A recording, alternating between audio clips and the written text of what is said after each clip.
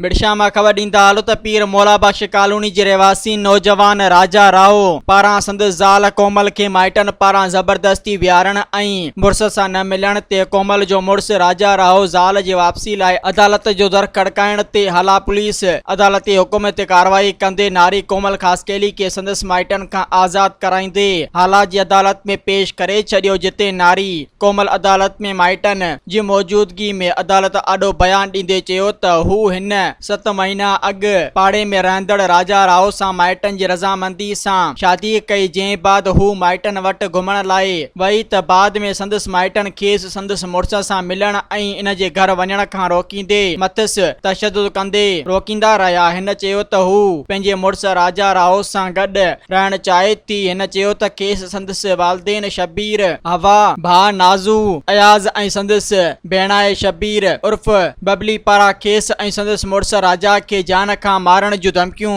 ॾींदा रहनि था। हिन अदालत सगोरी ऐं पुलिस खां संदन तहफ़ुज़ जी घुर कंदे मथियनि जवाबदारनि खिलाफ़ कार्रवाई कंदे खेनि तहफ़ुज़ जो मुतालबो कयो आहे। सब्सक्राइब कयो अवामी न्यूज़ HD खे ऐं ताज़ा तरीन ख़बरुनि लाइ ॾिसंदा रहो अवामी न्यूज़ HD।